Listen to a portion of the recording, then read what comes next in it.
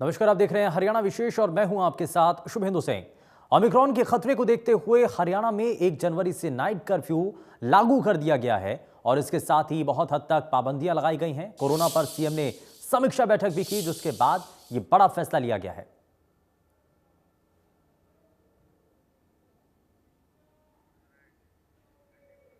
तो हरियाणा में 1 जनवरी से नाइट कर्फ्यू लागू कर दिया गया है और इसमें हरियाणा में 1 जनवरी से जो नाइट कर्फ्यू लागू किया गया, उसके बाद से अब बहुत हद तक जो कोरोना का नया वेरिएंट है जितना ज़्यादा प्रभावकारी नजर आ रहा है, ऐसे में खतरा ज़्यादा लोगों के ऊपर नजर आता है। वहीं दूसरी तरफ इसको लेकर के तैयारियां प्रशासनिक स्तर पर भी की गई हैं और हरियाणा में 1 जनवरी से नाइट कर्फ्यू जो लागू किया गया है, जाहिर तौर पर एक बार फिर से कुछ ऐसी ही पाबंदियां जो कि हमने पहली लहर के दौरान देखी, दूसरी लहर के दौरान देखी, वैसी ही पाबंदियां एक बार फिर से वापस लौटती हुई नजर आ रही हैं।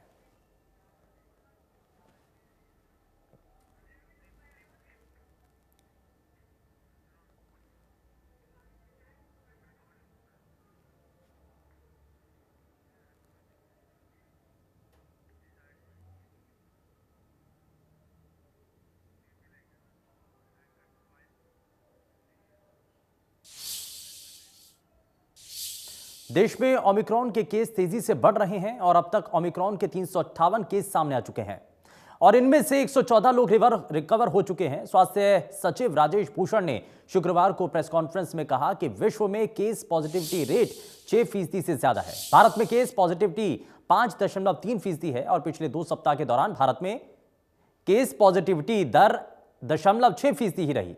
स्वास्थ्य मंत्रालय ने प्रेस कॉन्फ्रेंस कर कहा कि दुनिया में 108 देशों में 1,51,000 से ज्यादा केस सामने आए हैं और 26 लोगों की मौत हुई। Britain, America, Australia, Denmark, Norway, Canada, Germany, south Africa में सबसे ज्यादा ओमिक्रॉन के केस हैं। स्वास्थ्य मंत्रालय ने कहा कि भारत में 2 लहरें आई हैं, पहली सितंबर 2020 और दूसरी मई 2021 में, जबकि दुनिया में चौथी लहर आ रही है। ऐसे में हमें सावधान रहने की जरूरत है। मंत्रालय के मुताबिक केरल, महाराष्ट्र, तमिलनाडु, कर्नाटक, बंगाल और मिजोरम में सबसे ज्यादा केस सामने आ रहे हैं। देश के 17 राज्य और संघ शासित क्षेत्र 358 ओमिक्रॉन केसेस को रिपोर्ट कर रहे हैं। So there are now 358 Omicron cases in 17 states and UTs of India. We will now show the same figure in India's map. So there are 17 states and UTs, 358 cases, and 114 of them have recovered. So this is also important. हमने 183 Omicron positive cases का विश्लेषण किया और पाया कि उनमें से 121 cases की फॉरेन ट्रैवल हिस्ट्री थी। 44 मामलों में फॉरेन ट्रैवल हिस्ट्री नहीं थी, लेकिन अधिकांश फॉरेन ट्रैवल्स के ट्रैवलर्स के कॉन्टैक्ट्स थे और 18 लोग ऐसे थे जिनके बारे में जानकारी अभी प्राप्त नहीं हुई है। अगर हम जेंडर के हिसाब से देखें तो 39% ओमिक्रॉन पॉजिटिव मामले इस 183 में महिलाएं थीं और 61% पुरुष थे। जिस रफ्तार से डेल्टा फैलता है उससे कहीं अधिक रफ्तार से ओमिक्रॉन फैल रहा है। WHO ने यह भी कहा कि ओमिक्रॉन के केसेस डबल होते हैं 1.5 दिन से 3 दिन के अंदर।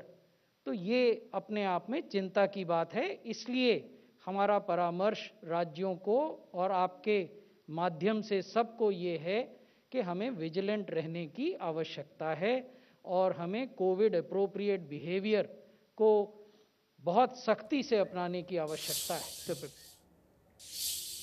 गुरुग्राम में कोरोना मरीजों का आंकड़ा तेजी के साथ बढ़ रहा है और 24 घंटों में 48 नए पॉजिटिव मामले सामने आए हैं। साइबर सिटी गुरुग्राम में एक बार फिर से लगातार बढ़ती कोरोना मरीजों की संख्या चिंता का विषय बनी हुई है। गुरुग्राम में अगर बात की जाए तो पिछले 24 घंटों में कोरोना पॉजिटिव के 48 नए मामले सामने आए हैं। हालांकि पिछले कुछ दिनों की अगर बात की जाए तो 25, 30 और 32 ये मामले सामने आ रहे थे, लेकिन पिछले 24 घंटों में गुरुग्राम के अंदर कोरोना पॉजिटिव के 48 नए मामले सामने आए हैं, जिससे कहीं ना कहीं स्वास्थ्य विभाग भी सकते में है, खासकर इसलिए भी क्योंकि अब ये इस वर्ष का अंतिम समय है जब जश्न का माहौल, चाहे वो क्रिसमस डे की बात की जाए, नए साल के जश्न की बात की जाए, ऐसे में लगातार, क्योंकि जब दिल्ली सरकार ने दिल्ली में क्रिसमस की और नव वर्ष के कार्यक्रमों पर रोक लगाई है, तो कहीं ना कहीं सरकार को यह अंदेशा है कि बड़ी संख्या में लोग दिल्ली वाले गुरुग्राम आ सकते हैं। और ऐसे में जब गुरुग्राम में लगातार बढ़ते मरीजों का ये मामला, कोरोना के मरीजों का यह आंकड़ा एक चिंता का विषय बना हुआ है। हालांकि गुरुग्राम में अगर बात की जाए, अभी भी बड़ी संख्या में लोगों की लापरवाही देखी जा सकती है। तमाम जगहों पर अगर बात करें तो लोग बिना मास्क के नज़र आते हैं। ये एक बड़ा कारण है कि कहीं ना कहीं नियमों की अनदेखी भी इस आंकड़े के बढ़ने का बड़ा कारण माना जा रहा है। ऐसे में इंडिया न्यूज़ की भी आपसे अपील है कि लोग इन तमाम नियमों का पालन करें, सोशल डिस्टेंसिंग का ध्यान रखें और मास्क का उपयोग करें। गुरुग्राम से Deepak Sharma, India news. Omicron variant को लेकर कुरुक्षेत्र प्रशासन हाई अलर्ट पर नजर आ रहा है और प्रशासन ने डॉक्टर्स के साथ मिलकर उच्च स्तरीय बैठक की, जिसमें उपायुक्त मुकुल कुमार ने सख्त निर्देश दिए हैं कि सामाजिक दूरियों और मास्क पहनने जैसे कोविड नियमों की सख्ती से पालना की जाए। और ये दो तस्वीरें आप देख रहे हैं, नूह में प्रशासन की तरफ से अलर्ट किया गया है और कुरुक्षेत्र में सख्ती के आदेश दिए गए हैं और सार्वजनिक जगहों पर अब एंट्री नहीं मिल पाएगी।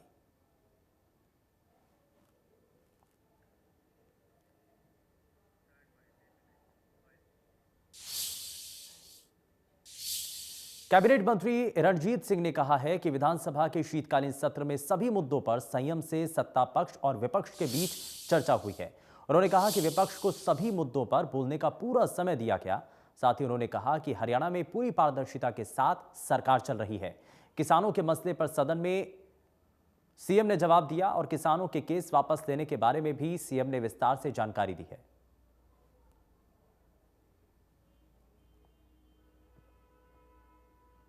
खाली शोर करने से देखें जाए तो उसका कोई मतलब नहीं होता। अकेली किरण चौधरी, मेरे ख्याल में पूरे सभा का जितना हाउस चला उसमें अकेला 30% उस अकेली का पार्टिसिपेशन रहा। मतलब हर बात पे खड़े होना, इसका मतलब हाउस का चलना भी बिना बात रुकता है। आप कहो विद ग्राउंड कहो और जस्टिफाई करके कहो तो अच्छा लगता है, सरकार जवाब देगी।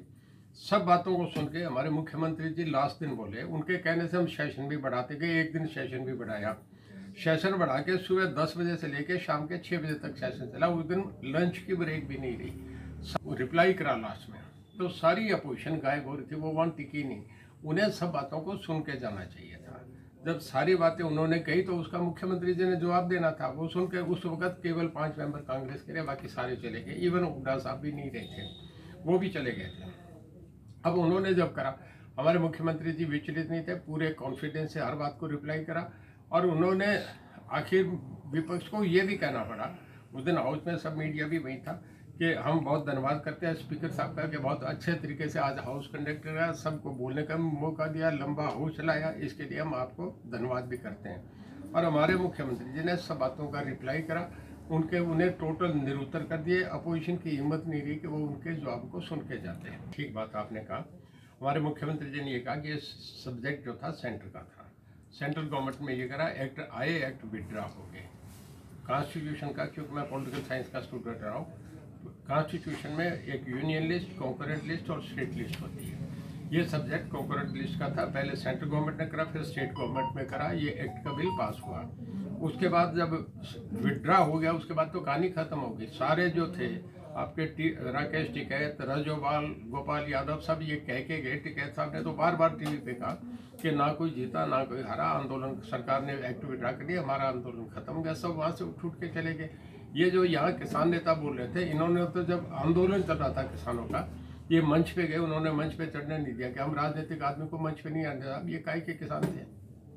ये जो केसेस लेने की बात है और ट्यूबवेल वाली जानकारी जो दी सीएम साहब ने सदन में जानकारी दी कि 276 केस हैं, वापस मतलब लेने का प्रोसेस शुरू कर दिया है कि उनके रीजन ये है, इनकी हमें रिपोर्ट आ रही है, जिसका होगा वो हम सेंट्रल गवर्नमेंट से मिलकर उस पर फैसला करके उसका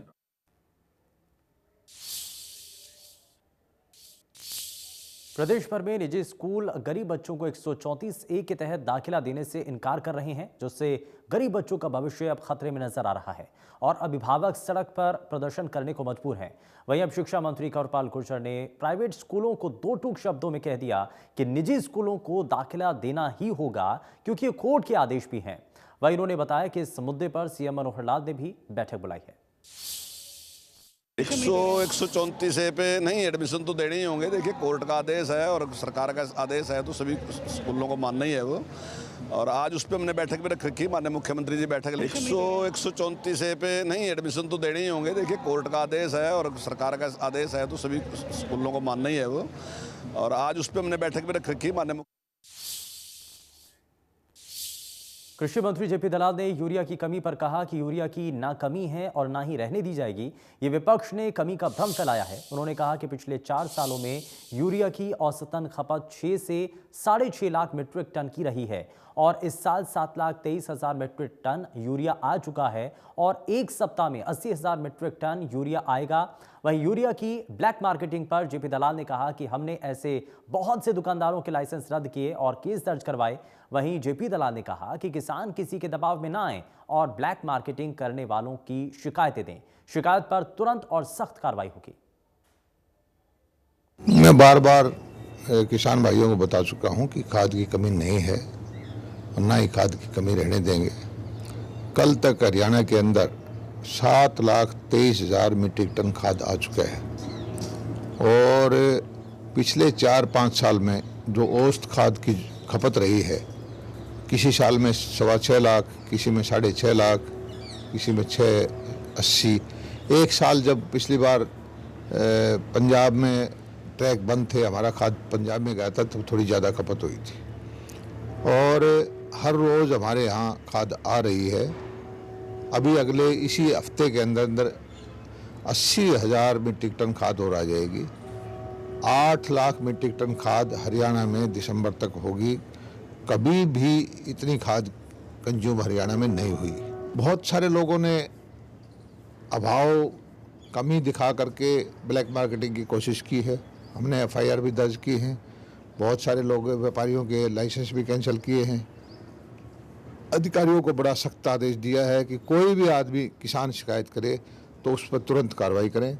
और किसान भाइयों से मेरी प्रार्थना है कि दबाव में बिल्कुल ना आए। कोई अगर व्यापारी, कोई यूरिया बेचने वाला आपको ज़बरदस्ती अगर कोई पेस्टिसाइड या कोई और चीज़ देता है, आप तुरंत मुझे उसकी सूचना दे दें, अपने DDA को सूचना दे दें, कृषि अधिकारी को सूचना दे दें, SDM को सूचना दे दें।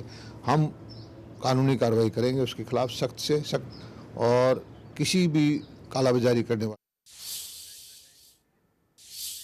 बुजुर्गों की पेंशन काटने के विपक्ष के आरोप को कृषि मंत्री जेपी दलाल ने बेबुनियाद बताया। उन्होंने कहा कि सरकार किसी भी जरूरतमंद बुजुर्ग की पेंशन नहीं काट रही है, सिर्फ उन लोगों की पहचान की जा रही है जिनकी लाखों में सैलरी है और वो इनकम टैक्स भरते हैं। इसके बावजूद गरीब और जरूरतमंदों की पेंशन डकार रहे। किसी का भत्ता बंद नहीं कर रहे। हमारी नीति ये है कि जिसका जो हक है उसको मिले। अब ऐसे परिवार हैं जो इनकम टैक्स पे करते हैं, जिनकी 20-20 लाख, 15-15 लाख रुपए की आमदनी है साल की, और वो ये पेंशन ले रहे हैं, तो ये कहाँ तक उचित है? पेंशन देने का मतलब ये है कि जो हमारा कमज़ोर आदमी है, जो कमज़ोर परिवार है, कमज़ोर बुजुर्ग है, उसको पेंशन दे। लेकिन जो आदमी लाखों रुपए कमा रहे हैं वो पेंशन लें, तो ये तो गरीब। रोहतक के महम चौबीसी के भैणी सुरजन गांव में राज्यसभा सांसद रामचंद्र जांगड़ा पहुंचे, जहां उन्होंने लोगों की समस्याएं सुनी। साथ ही सांसद रामचंद्र जांगड़ा ने जलभराव वाले इलाकों का जायजा भी लिया। इस दौरान उन्होंने कहा कि अधिकारियों से भी बातचीत की गई है, जल्द ही किसानों की समस्या का समाधान करवाया जाएगा। रामचंद्र जांगड़ा ने कहा कि पिछली फसल खराब हो गई और अगली फसल की बिजाई नहीं हो पाएगी। जांगड़ा ने सरकार से मांग करते हुए कहा कि दोनों फसलों का मुआवजा दिया जाए। उन्होंने कहा कि पानी निकासी का स्थायी समाधान करवाया जाएगा।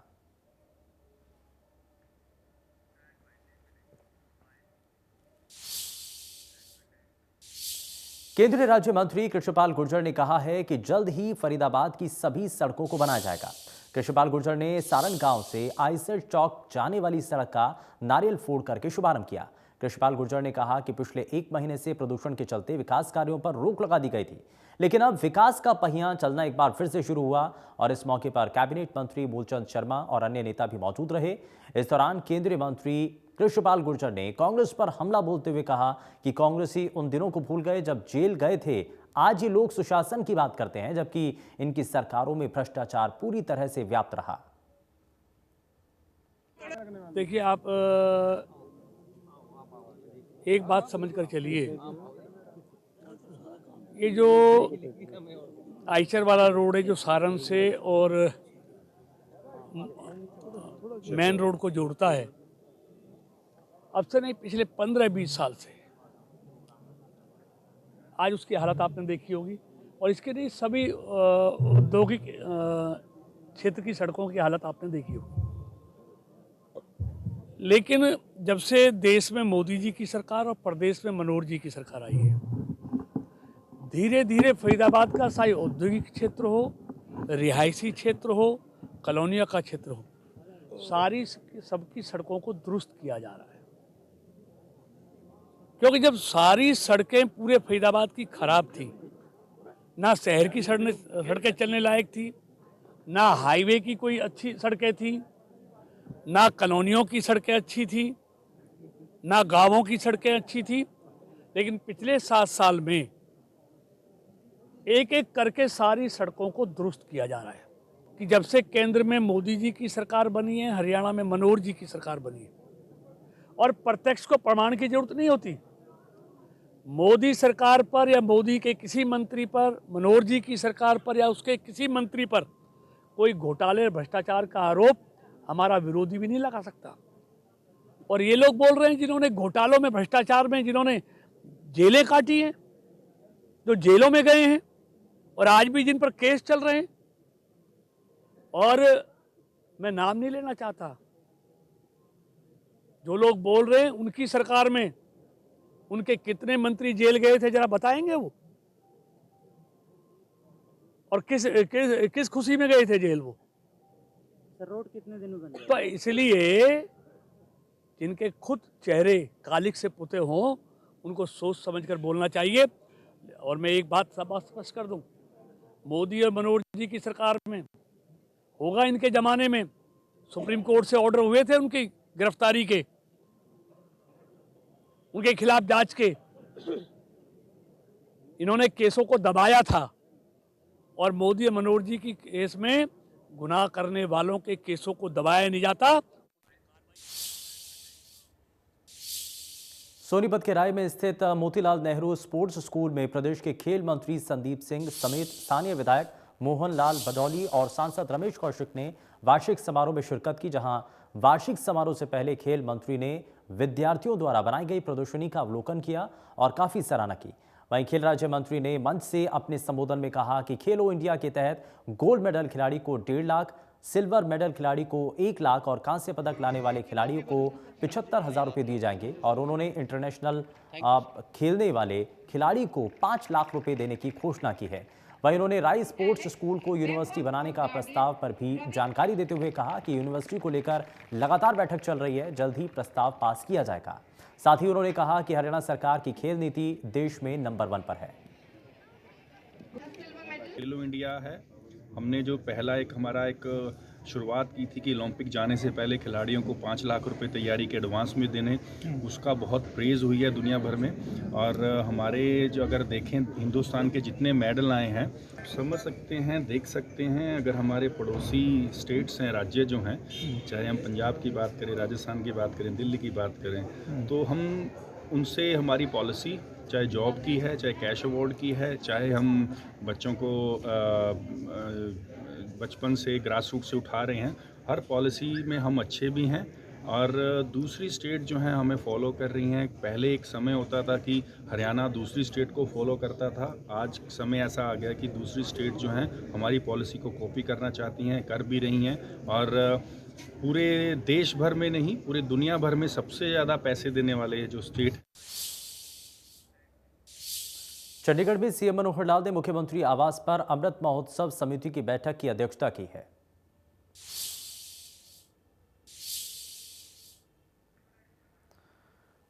तो मुख्यमंत्री के द्वारा अमृत महोत्सव समिति की बैठक की गई और इस बैठक की अध्यक्षता मुख्यमंत्री के द्वारा की गई। दरअसल आप इसमें अमृत महोत्सव को लेकर के जो तैयारियां हैं, कैसे इसमें काम किया जाए और कैसे आप इस पूरे समय को आप जनता के लिए समर्पित किया जाए, जनता को कैसे इसमें सहभागी बना जाए, इस बात के लिए कोशिश की गई।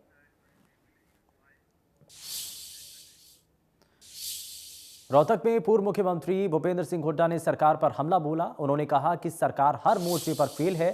साथ ही उन्होंने प्रदेश की कानून व्यवस्था पर भी सवाल खड़े किए। उन्होंने एचपीएससी घोटाले में सीबीआई जांच की मांग भी की है।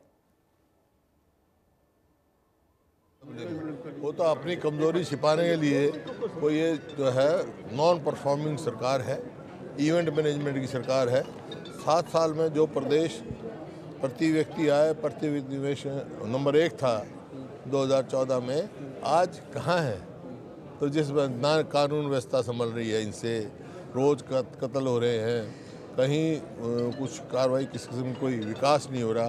कहीं रोहतक में आप देख रहे हैं कोई विकास होता दिख रहा है आपका? जिस शहर में जाओ वहाँ कोई विकास होता दिखता है? तो विफल सरकार है ये। देखा आपने इतना बड़ा भारी भ्रष्टाचार, एचपीएससी में करोड़ों रुपया पकड़ा गया और हम मांग कर रहे हैं हाईकोर्ट की जज की सुपरविजन में सीबीआई की जांच करवाई जाए। ये सरकार ठंडे बस्ते में डालने की कोशिश कर रही है। इसका मतलब किसी न किसी को। हरियाणा विशेष में फिलहाल के लिए बस इतना ही। नमस्कार।